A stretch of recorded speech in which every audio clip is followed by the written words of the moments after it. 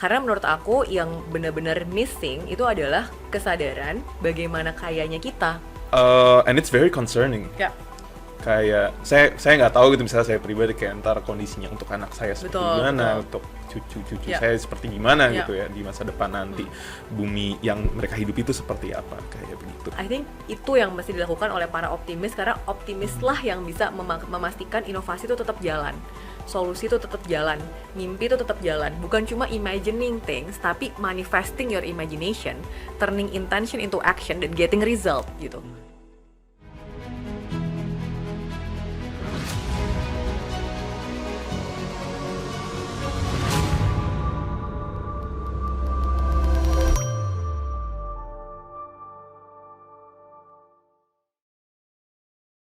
Halo, selamat datang. Perkenalkan, saya Givari.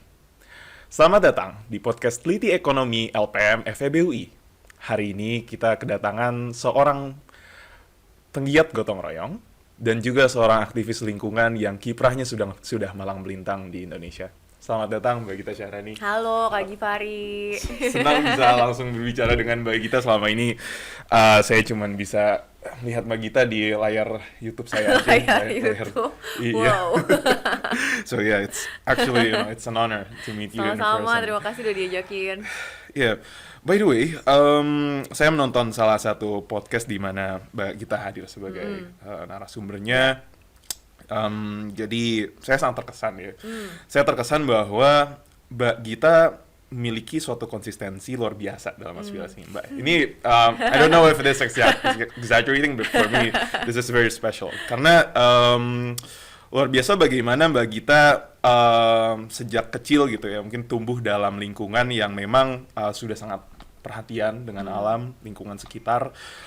Lalu bahkan saya nggak tahu mungkin anak SMP mana yang kayak gini, tapi it's actually incredible bagaimana Mbak Gita sudah tahu gitu bahwa jalan ninja Mbak Gita gitu untuk benar-benar berdampak terhadap lingkungan sekitar itu melalui jalur regulations, legal kayak begitu, dan terus sampai S1, lalu juga S2 Mbak Gita mengambil LLM, kaitannya sangat erat dengan lingkungan, dan bahkan di tahun kedua Mbak Gita sudah diajak oleh founder untuk langsung atasi klien yang terkait dengan lingkungan. Lebih ditantangin sih, bukan diajak sih.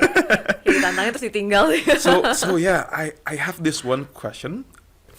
Bagaimana sih Mbak Gita bisa memiliki suatu aspirasi yang begitu kuat di dalam diri Mbak Gita bertahun-tahun gitu, sejak Mbak Gita kecil mungkin hingga sekarang lah, dalam kasih sayang dan kepedulian Mbak Gita terhadap lingkungan? Kayaknya ini evolusi juga sih, dalam artian kalau dari sisi konsistensi atau determinasi gitu ya, mungkin semuanya berubah-berubah, tergantung usia juga gitu. Jadi mungkin waktu dulu aku masih 5 tahun, masih kecil gitu kan, itu mungkin bentuknya adalah gimana caranya aku mencari jalan gitu yang kayaknya ini nih jalannya. Jadi sempat nyoba-nyoba juga kan, pengen jadi psikolog gitu kan, zaman masih SD tuh kayak kayak yang otak-otak tuh ini gitu segala macam gitu. Tapi ternyata nggak bisa matematik, jadi kayak banting setir segala macam. Tapi di evolusi itu rasanya tuh kayak gini deh. Kalau kamu punya satu buku favorit nih ya, buku favorit aku Little Prince. Nah, Little Prince itu aku baca kayak hampir setahun sekali atau 2 tahun sekali lah. Dan setiap kali aku baca buku itu, aku pasti menemukan sesuatu yang baru. Tergantung pada saat itu aku umurnya berapa dan sedang mental state-nya kayak apa. Biasanya ritualnya tuh bacanya tuh towards the end of the year. Jadi bentar lagi ini saatnya aku baca lagi gitu ya. Cocok untuk segala fase umur. Sebetulnya iya gitu. Karena buku itu kayak evolving juga bersama dengan kita gitu. Hal-hal yang kita notice pada saat kita masih SMP gitu, sama apa yang kita notice pada saat kita misalnya kuliah atau sekarang kerja atau udah mau kayak I'm pushing 40 gitu kan, basically itu beda banget, tapi semuanya tuh menunjukkan bahwa benang merahnya tetap sama. Dan belakangan ini mungkin 1 bulan terakhir ya, aku baru aja punya keberanian gitu untuk ngulik sebetulnya pertanyaan kamu tadi itu jawabannya apa sih, the deepest, most kind of personal reason kenapa aku bisa all out gitu untuk ngebantuin semua orang sayang atau ingat kembali koneksi mereka sama alam. Dan itu tuh sebetulnya love, the power of love gitu. Karena kita itu kan social construct membuat kita tidak bisa mempertanyakan cinta itu apa kan sebetulnya. Padahal kalau kita nonton misalnya Little Prince, that like the whole theme is kind of like love. Yes. Dari mulai self love, self to each other, self to other beings gitu ya, self for the planet gitu, self for the trees, ada baobab trees di sana. Kalau kita nonton serinya Studio Ghibli gitu misalnya, yang sekarang ada film paling baru, the theme is always like love can move mountains gitu. Kita sayang banget sama, cinta banget sama seseorang sampai akhirnya bisa bikin tsunami gitu, menenggelamkan kota. Everything is love. Tapi social construct saya sendiri, aku sendiri, itu membuat aku mungkin nggak pernah berani mempertanyakan sebetulnya cinta itu apa, beyond bahwa itu sebuah perasaan. Nah akhirnya mungkin 3 minggu yang lalu ya, aku ada temenku gitu yang kita ngulik bareng karena beda banget tipenya gitu. Aku tipenya yang emang feeling banget gitu ya, rasa, mengolah rasa, mempercayai rasa gitu. Dan dia tipenya benar-benar scientific, science is the answer gitu, the truth gitu kan. Jadi kayak polar opposite disatuin, kita ngulik, akhirnya kita nemu a long term study dari satu profesor namanya Helen Fisher, yang menceritakan tentang apa itu cinta sebetulnya. Dan itu dilihatnya bukan cuma dari kebiasaan orang menerjemahkan cinta. It's not a relationship book per se gitu. Dia bikin clinical trial yang melibatkan 300 orang kalau aku nggak salah, yang melihat apa sih secara neuroscience yang terjadi di otak kita tuh apa pada saat kita jatuh cinta. Dan tipe-tipe cinta tuh apa aja, ada yang attachment, ada yang romantic love, ada yang lust gitu ya, itu apa aja. Tapi long story short, sebenarnya that's the only power, like the most powerful thing yang bisa membuat kamu tuh jadi a great genius atau a great idiot gitu, the greatest idiot atau dan itu salah satu yang membuat aku ngerasa jangan-jangan kalau kita mau ngomongin soal mengingatkan kembali koneksi orang sama alam, itu jangan-jangan tuh emang kuncinya tuh di cinta gitu. Karena pada saat kita ingat kembali, maka kita akan, kalau kita inget nih ya, misalnya sadar gitu, oh ternyata kita terkoneksi sama alam gitu, terus kita bakal belajar mengapresiasi. Tapi apresiasi aja nggak cukup untuk benar-benar membuat kita take action dan get results. Harus ada setengah-tengahnya nih, dari apresiasi tumbuh jadi cinta dulu. Begitu cinta, maka kita akan all out. Dan bahkan cintanya tuh bukan selalu ke alamnya, tapi it's just love to our loved ones. Kita nggak mau ibu kita susah air, kita nggak mau pacar kita nggak bisa minum kopi kesukaannya dia karena punah, kita nggak mau anak kita susah nafas gitu. So it's a kind of okay to be selfish gitu, dan kayak konsentrasi di your loved ones. Dan itu membuat menurut aku perjalananku sekarang jadi kayak lebih ringan, karena aku merasa kalau semua orang dibebaskan dengan pola pikir seperti itu, kayak Givari, yang disayang siapa sih? Ya kamu mikirin yang disayang aja. Actually you can move mountains through that power gitu. Dan kalau kebetulan yang di move itu adalah this whole sustainability, dan satu lagi komitmen nanti kita obrolin ya. Aku nggak pengen pakai kata sustainability lagi, tapi kayak restoratif dan regeneratif, protect and restore gitu. Ya that's the benefit of the earth gitu. Tapi what moves you adalah your love to your loved one sebenarnya gitu sih. Mungkin aku analoginya kayak gitu ya. Ini depan-depan udah kayak serius banget, tapi no, I just wanna share karena menurut aku kayak sesuatu yang kesannya kayak kompleks banget, ternyata kalau di boil down tuh jadi sangat simple gitu, kayaknya gitu sih. I see. So wow. I'm surprised by how deep it is actually. Oh my god. Okay. Indonesia itu kita masih punya cita-cita untuk jadi negara maju. Kayak kita punya cita-cita tahun 2045 itu kita jadi, ya udah tergolong sebagai negara maju, di mana mungkin masyarakatnya udah sejahtera, semua bisa mendapatkan kehidupan yang layak seperti itu ya. So it is a big dream. It is a really big dream. Tapi di satu sisi kita juga harus disadarkan bahwa kita mungkin udah melewati tipping point dari ketahanan bumi kita lah. Kayak gitu. Bumi kita udah kepanasan. Kita benar-benar jadi kodok yang direbus. Apakah kita mungkin sebenarnya menjadi negara maju? Tapi di satu sisi kita tidak perlu lagi merusak bumi. Mungkin kalau dari aku, tentunya jawaban aku akan selalu, karena saya lumayan naively positif gitu ya about everything. So my immediate question will always be yes gitu. Tapi abis itu kita turun sedikit kan dengan definisinya negara maju itu seperti apa. Apakah memang kita masih mau terjebak di paradigma di mana definisi negara maju itu diukurnya jadi dari GDP misalnya, atau ada hal-hal lain yang sebetulnya harus diperhatikan.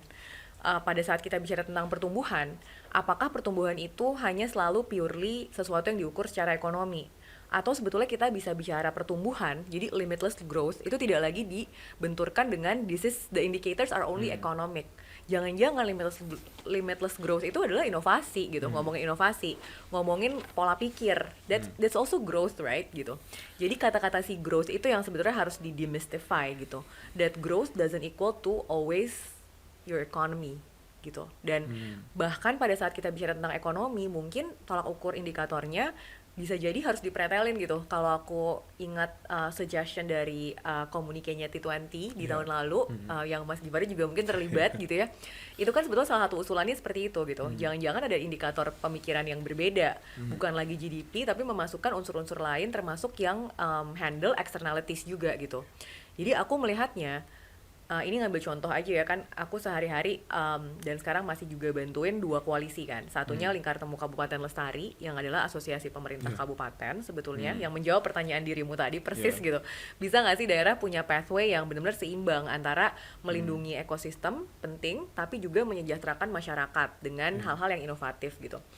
Di sisi lain ada koalisi ekonomi membumi, dan ini koalisi yang sifatnya adalah membantu daerah-daerah yang berkomitmen untuk punya proof of concept dari sisi bisnis dan investasi, terutama untuk inovasi basis alam, nature-based innovation. Nah, kita ngelihatnya perjalanan yang kita tarik itu sebetulnya adalah perjalanan menuju equilibrium. Karena kalau ditanya, apakah di kabupaten seperti misalnya Musi Banyu Asin di Sumatera Selatan yang pendapatan daerahnya itu banyak sekali dari fossil fuel, dari oil and gas, dan mereka mungkin almost 70% of the regular income tuh dari sana gitu. Apakah kita mau, atau bukan mau sih, kalau mau mungkin iya ya, tapi apakah kita bisa menawarkan alternatif yang betul-betul bisa mengisi ceruk 70% yang nanti mereka akan kehilangan? Kalau memang iya, iyanya dari mana? Jadi kalau dibayangin kita lagi bikin grafik gitu ya, aksisnya itu ada 2 kan sekarang yang kesannya dibenturkan dari si sektor. Sektor yang pertama mungkin kalau dari kacamata kami ekstraktif dan perkebunan besar konvensional yang monokultur. Misalnya itu ya, kayak yang di atas nih, yang sekarang itu mengontrol sumber daya alam, yang mengontrol juga sumber daya finance gitu, itu di sektor itu. Di sisi lain ada sektor inovasi basis alam nih, yang masih sangat kecil, masih sangat baby gitu. Dan ini hal-hal seperti pengembangan agroforestry, bagaimana kita bikin produk bernilai tambah dan jasa bernilai tambah di daerah gitu.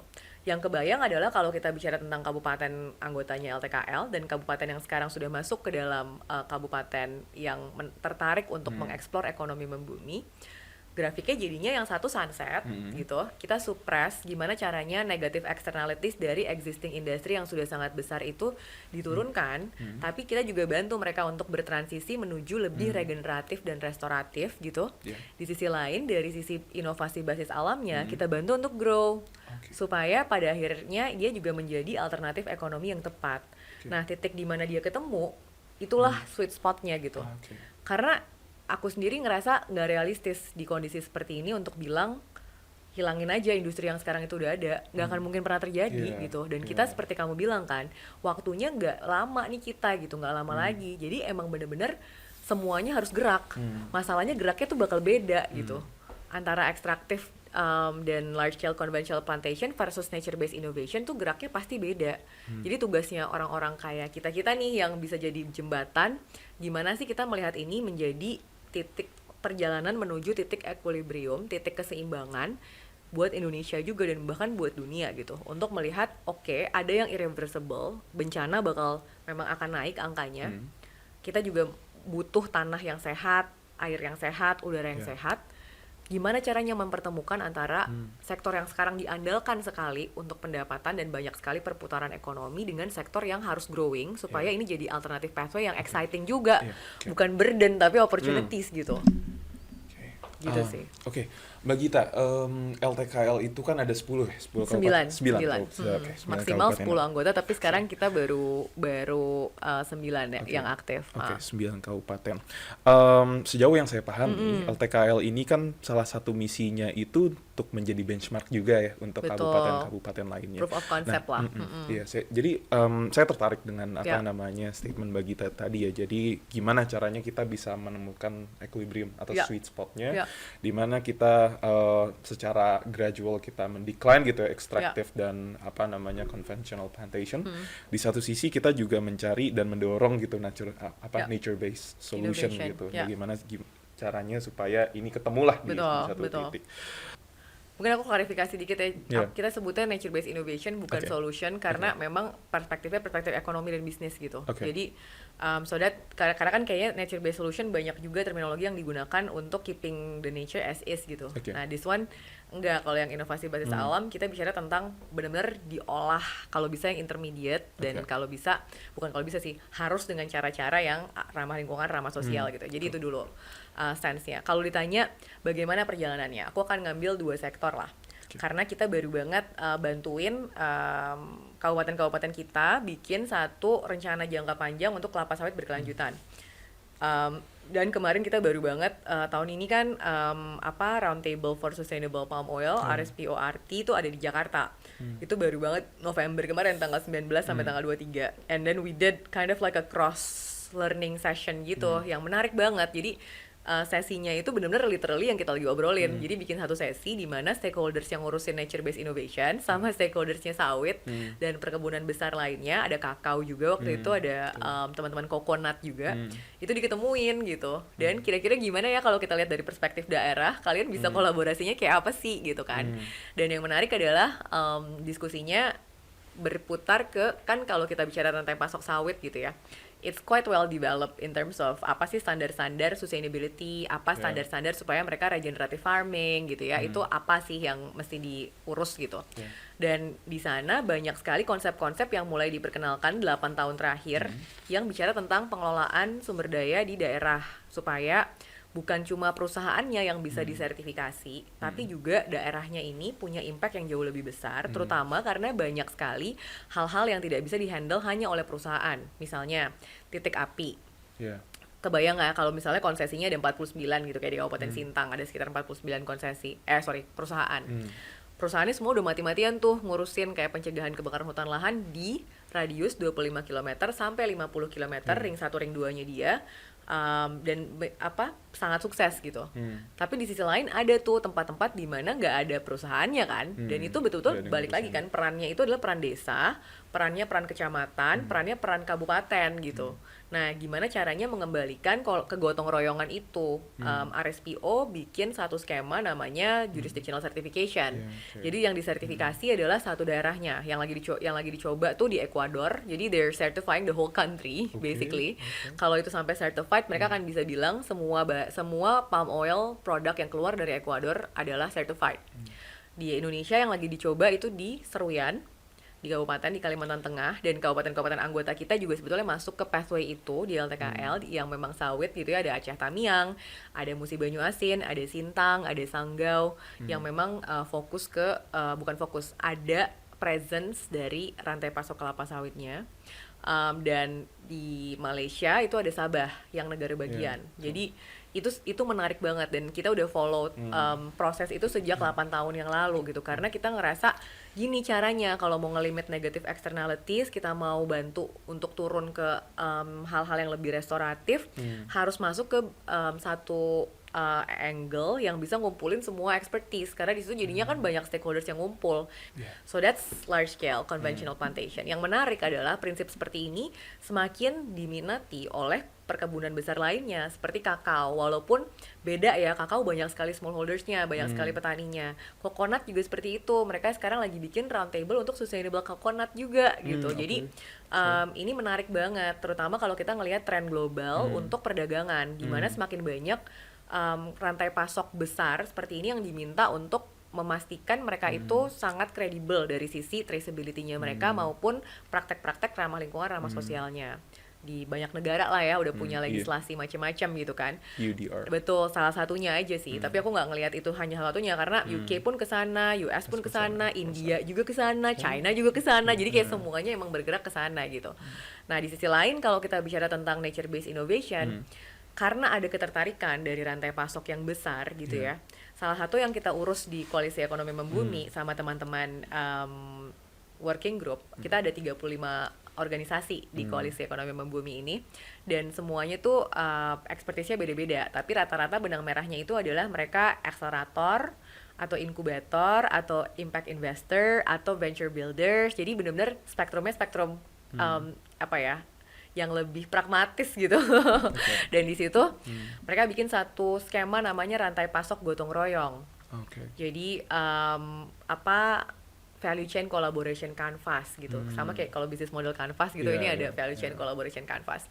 Di situ kita bantu teman-teman di masing-masing daerah dan di kota besar kayak di Jakarta untuk ketemu dari konteks komoditas. Karena kalau nature based innovation kan kayaknya ngawang-ngawang banget ya.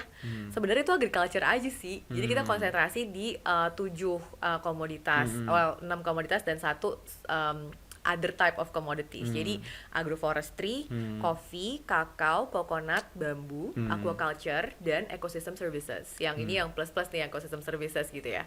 Dari 6 ini, kalau kita pairing, gimana sih caranya ngelihat satu koperasi yang ultra mikro banget kakao misalnya di Kabupaten Sigi di di Sulawesi Tengah itu bisa di pairing sama perusahaan besar sekali gitu, misalnya kayak Mars dan Mondelez, tapi di tengah-tengah mereka ketemu juga dengan perusahaan yang sifatnya adalah processing. Jadi kita ngelihatnya tuh satu paket. Kalau dari sisi growth ya, sekarang itu kita bergerak berdasarkan komitmen yang muncul di Festival Lestari di bulan Juni. Itu kita bikin pertama kalinya the first business and investment forum untuk nature based innovation. Kayak lumayan sih pesertanya seneng banget, kayak ngebludak gitu, soalnya kan di Palu gitu ya, jadi di Sulteng, terus orang kaget juga kok bisa bikin kayak gini di sini gitu. Tapi karena kita ngelihatnya Palu itu ada cagar biosfer Lorelindu yang spesial banget. Kalau real estate ini kayak real estate kayak pondok indahnya karena keragaman hayati gitu, udah bagus banget gitu kan. Lorelindu ini ada 4 kabupaten, 1 kota di 1 provinsi, dan di situ mereka menawarkan banyak banget opsi untuk mengembangkan nature based innovation. Di situ kita dapat komitmen dari teman-teman Catalyst Partner, dari Peace Agro, dari Kakao Sustainability Partnership, dari Koalisi Ekonomi Membumi, dan juga dari tadi Peace Agro aku udah bilang ya, dari Kabupaten Sigi, untuk mengembangkan portofolio bareng-bareng nih inovasi basis alam di sektor kakao yang valuasinya 20 juta dolar gitu. Kayaknya harus segede itu biar Indonesia percaya kalau ini tuh bisa gitu, bahwa kita bisa nih ketemu titik sweet spot gitu. So I really believe dengan semua hal yang setengah-setengah ya, aku ngerasanya ini kayak effort iya, tapi kayak semesta mendukung juga iya gitu, dicampur. Aku percaya banget bener-bener Indonesia bisa mimpi besar sekali kok. Jadi menarik banget ya bagaimana seluruh papan Bagita tadi gitu menunjukkan bagaimana stakeholders tuh bisa gotong royong kayak sama-sama bagaimana menciptakan pembangunan yang tidak melupakan dan justru menyayangi lingkungan juga dari satu sisi. Tapi saya mau follow up sih.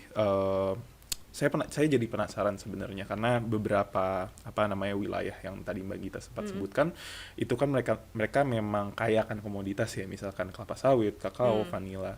Nah, pertanyaan saya bagaimana untuk wilayah-wilayah atau kabupaten-kabupaten yang misalkan pertama, misalkan komoditasnya memang di luar yang sekarang jadi fokus Bagita dan teman-teman. Misalkan seperti fisheries. Ada kan aquaculture kan ada? Oh iya, aquaculture. Oke, let's say ayo apalagi yang nggak ada? Ada semua tempat gue.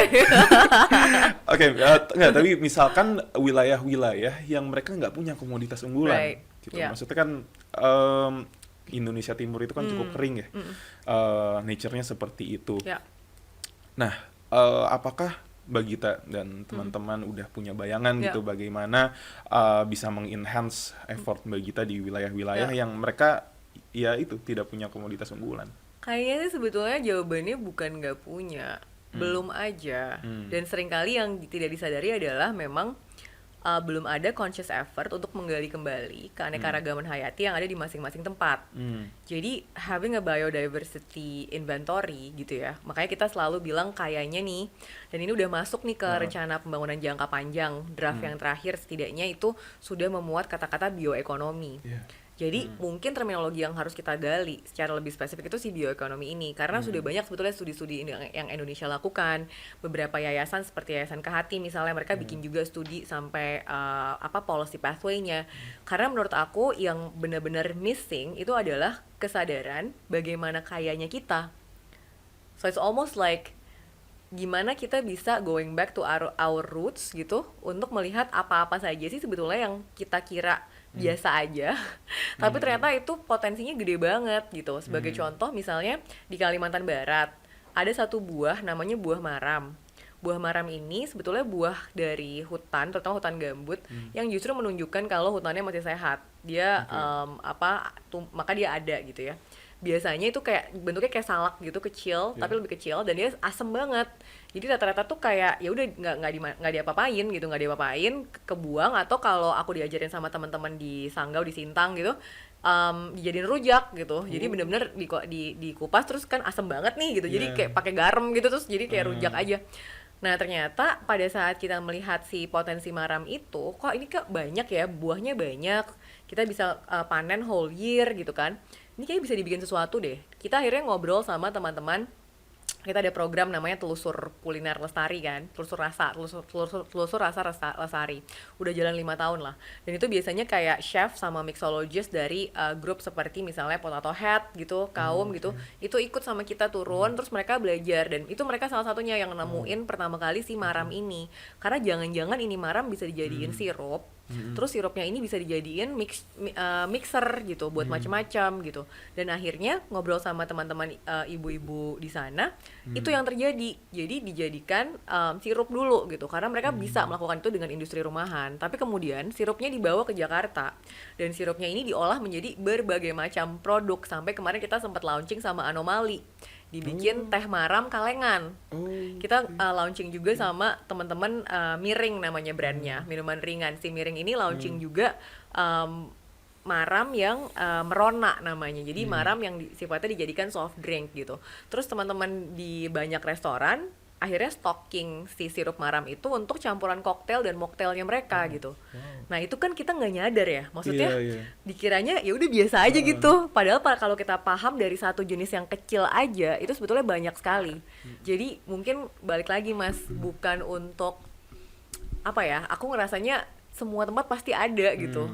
Dan kita aja yang harus mulai melihat lebih perspektifnya lebih beda gitu. Gimana sih kita ngelihat all over Indonesia there's many potential gitu sih.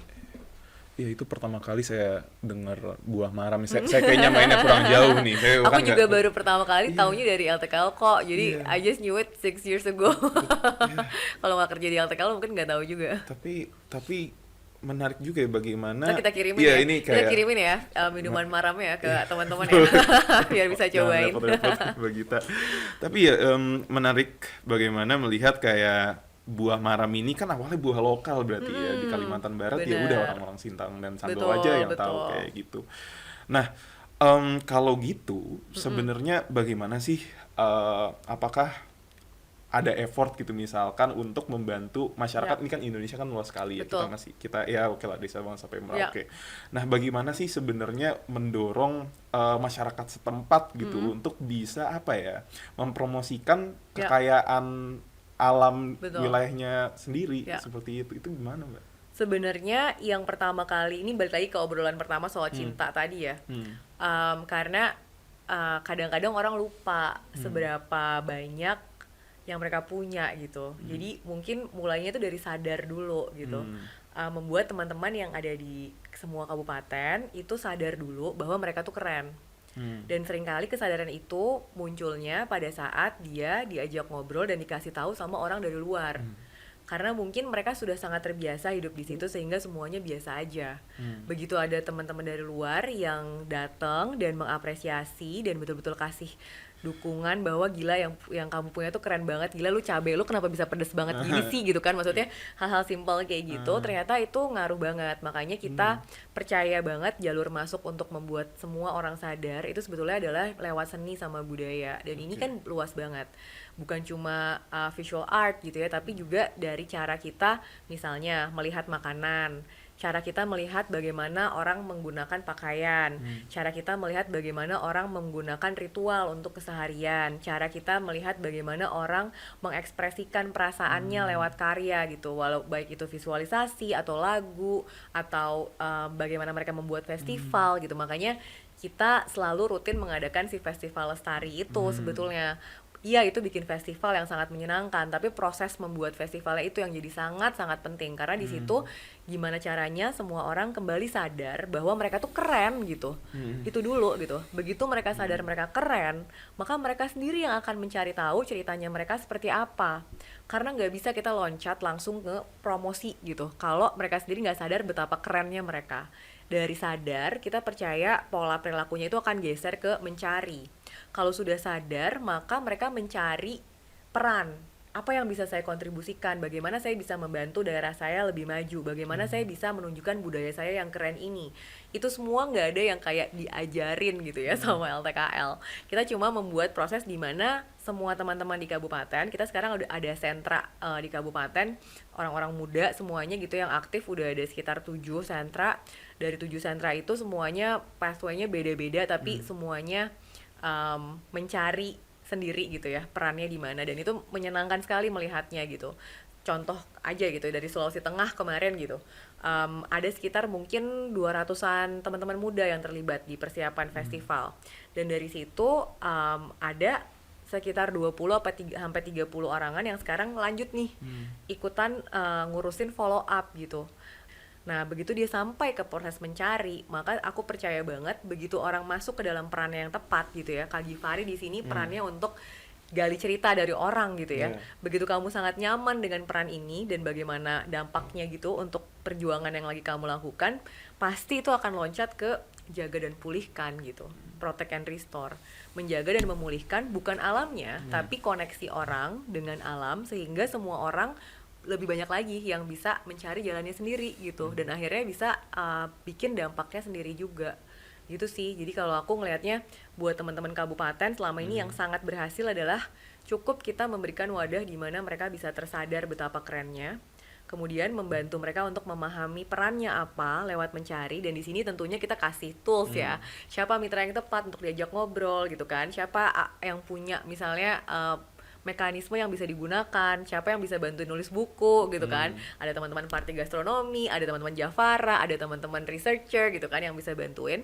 Baru setelah itu semuanya akan bermuara ke betapa kerennya Indonesia kalau nanti 100 tahun Sumpah Pemuda 1928 ke 2028, 100 tahun Sumpah Pemuda kita bisa dapet tuh suara dan kesadaran dan kayak kepercayaan diri dari seluruh Indonesia betapa kerennya masing-masing daerah itu gitu. Jadi mimpinya sih ke situ sih Mas. Pecahnya harusnya tuh 100 tahun Sumpah Pemuda kita udah punya nih semangat bahwa Indonesia bukan hanya akan survive 100 tahun lagi tapi akan thriving 100 tahun lagi gitu sih.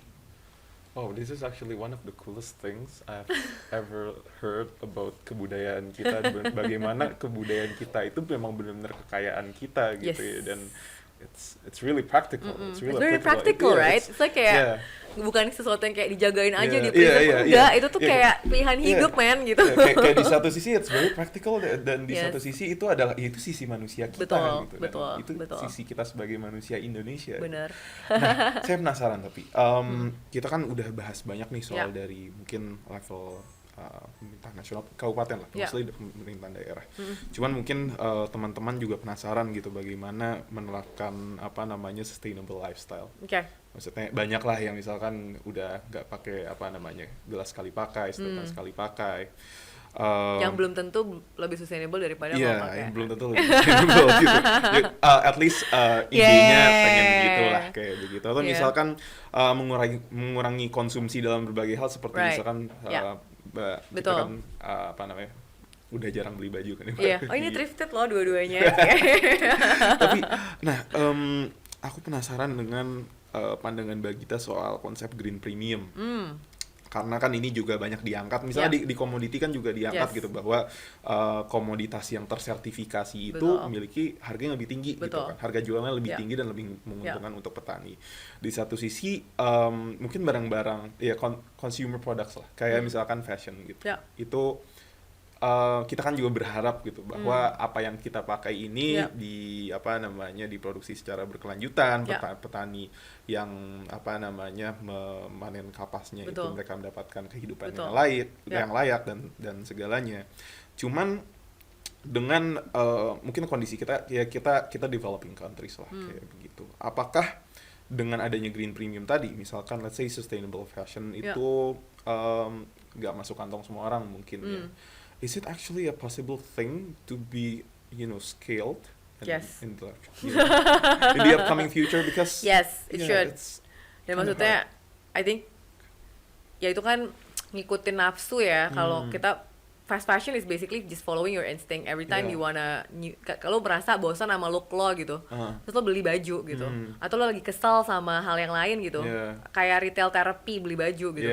Itu sebenarnya terkait sama kebanyakan tuh nggak terkait sama logic, terkaitnya sama hati sebenarnya kalau menurut aku ya keputusan itu.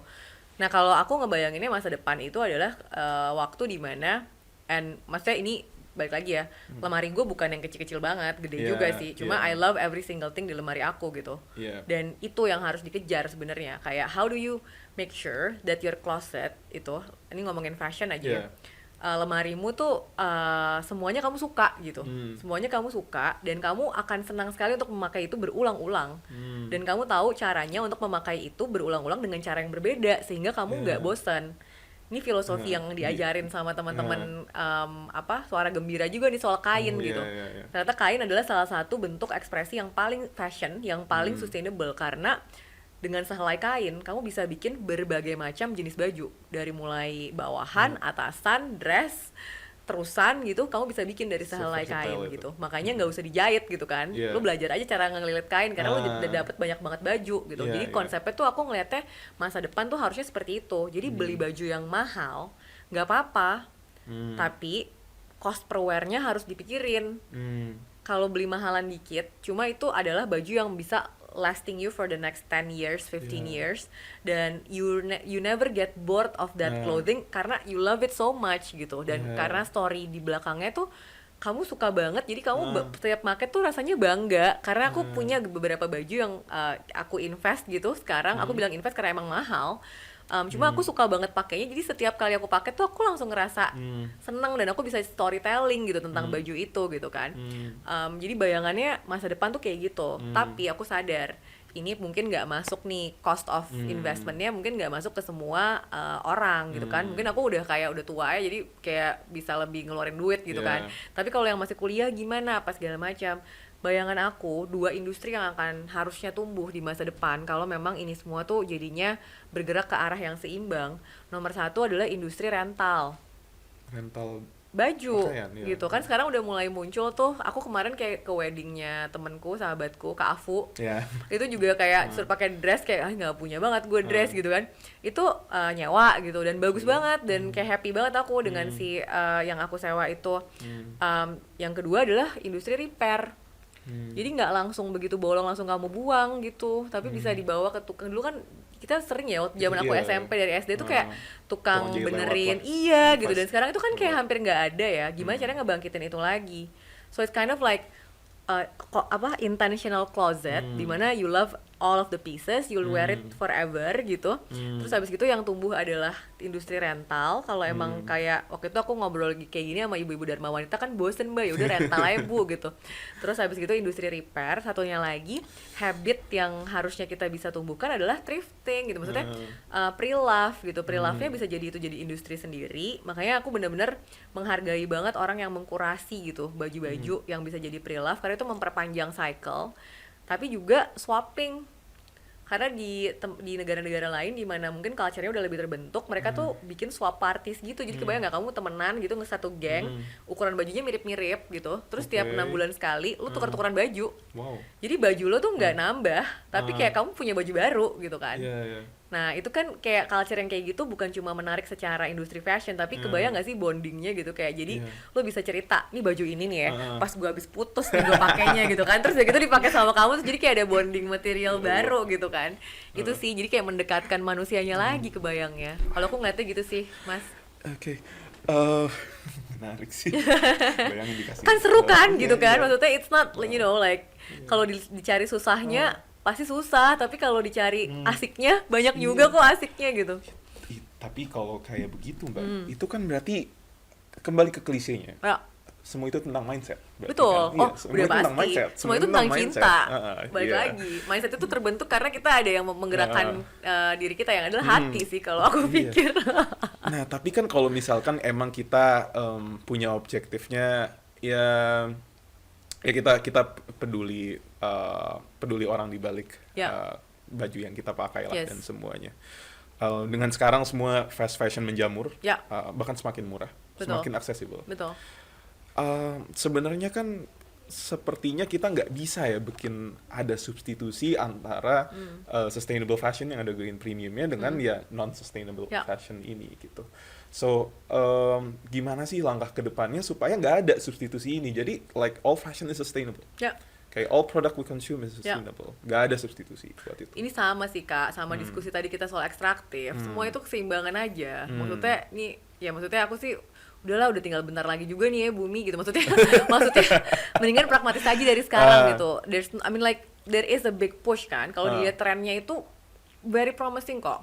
Brand-brand gede yang sekarang itu eksperimen untuk diversifikasi model tipe clothing yang mereka bikin, terus tekstil yang mereka pakai itu kemarin kita bangga banget tuh baru aja assess sejauh mata memandang untuk bikin the first sustainability report misalnya. Oh, okay. Padahal sejauh mata memandang ini bukan brand yang berani klaim bahwa mereka sustainable, tapi ini kayak akhirnya berani gitu keluarin impact sustainability report. We're so proud of them dan Koalisi Ekonomi Bumi membantu dengan sangat senang gitu ya.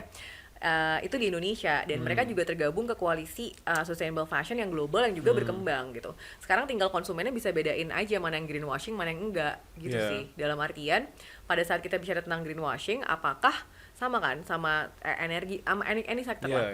Apakah mereka betul-betul bergerak menuju memang sesuatu yang lebih baik secara rantai pasok keseluruhan atau mereka melakukan ini sebagai project PR gitu. Dan itu kelihatannya kan dari cara mereka mengalokasikan uang, cara mereka mengalokasikan investment yang kelihatannya itu dari laporan tahunan bukan dari sustainability report sebenarnya. Seberapa serius mereka gitu. Biasanya kan kita ngukurnya ada komitmennya enggak yang terbuka. Kalau ada komitmennya ada strategi implementasinya enggak. Kalau ada strategi implementasinya ada resources yang diallocate apa enggak. Kalau itu udah kelihatan juga ada bukti bahwa mereka betul-betul implementasi atau enggak.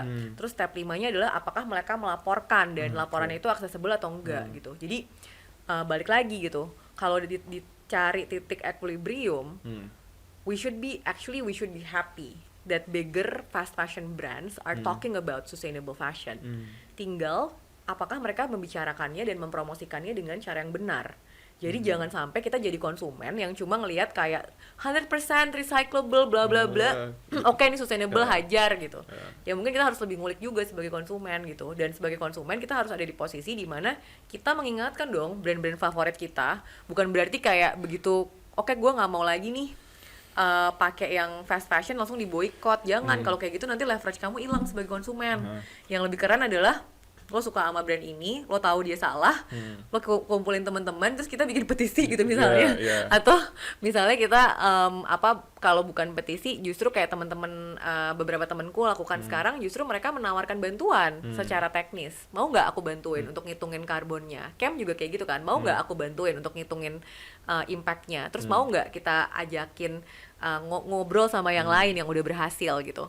Jadi itu sih kayaknya masa depan nggak mungkin cepat, tapi aku percaya sama persis kayak yang tadi fast fashion externalities-nya di-reduce, sama mereka diajakin transformasi menuju restoratif, kemudian yang slow fashion, yang sustainable fashion naikin gitu. Mudah-mudahan ketemu di tengah gitu. Mungkin saya punya satu pertanyaan terakhir sih. Jadi Mbak Gita, kita itu udah beyond tipping point ya. Right. If I'm not wrong. Not wrong. And it's very concerning. Kayak saya nggak tahu gitu misalnya saya pribadi kayak ntar kondisinya untuk anak saya seperti gimana, untuk cucu-cucu Yeah. saya seperti gimana Yeah. gitu ya di masa depan nanti, bumi yang mereka hidup itu seperti apa, kayak begitu. So actually this is quite embarrassing, but I'm a bit of climate doomer. Oke. Jadi agak pesimis lah Yeah. kayak dengan dunia itu Oh, seperti saya juga gimana pesimis gitu. banget. Makanya Ya nggak apa-apa. agak mengkhawatirkan. Tapi saya pengen dengar Ya. message dari Mbak Gita. Pertama untuk the pessimist, seperti saya, dan Ya. untuk diri Mbak Gita Ya. sendiri. Itu pertama.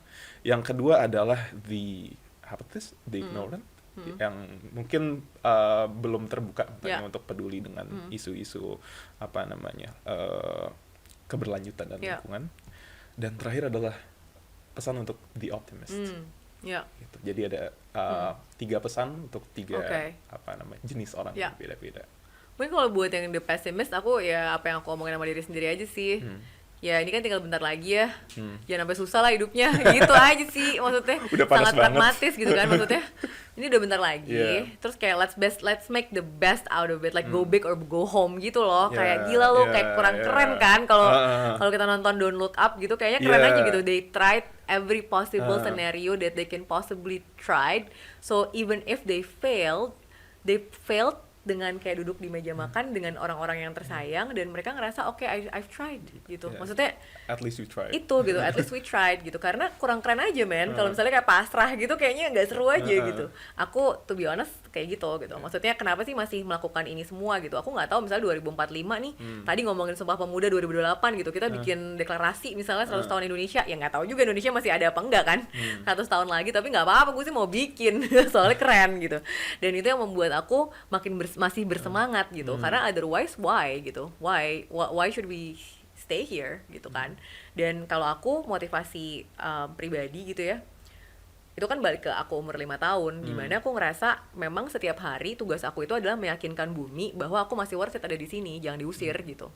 Dan mungkin ini nyambung sama yang ke apatis gitu, bahwa kita melihat isu segala macam nih ya, dan aku kan hidup di dunia lawyering tuh like you know, gue kayak outlier banget gitu ngomongin kayak gini gitu.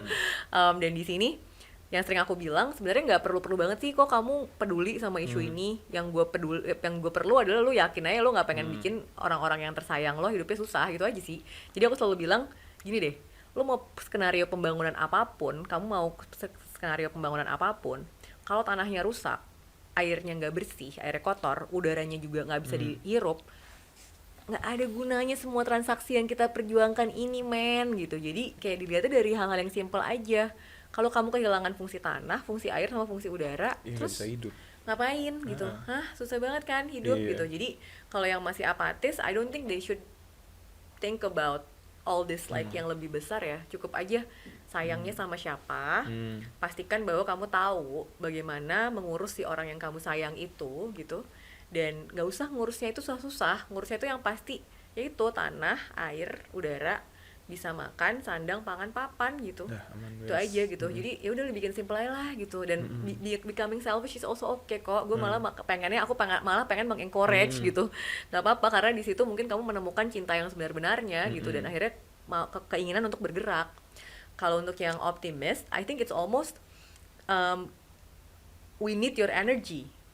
Kayak we need to share your energy, karena kita butuh orang yang membawa mimpi sampai ke titik dimana kita lupa bahwa mimpi itu tidak realistis gitu. Jadi I think itu yang mesti dilakukan oleh para optimis, karena optimis lah yang bisa memastikan inovasi itu tetap jalan, solusi itu tetap jalan, mimpi itu tetap jalan. Bukan cuma imagining things, tapi manifesting your imagination, turning intention into action, dan getting result gitu. Itu yang harus ngedrive, itu teman-teman optimis gitu. Nanti soalnya teman-teman yang pesimis itu terutama yang egonya gede itu bakal ketarik juga kok gitu.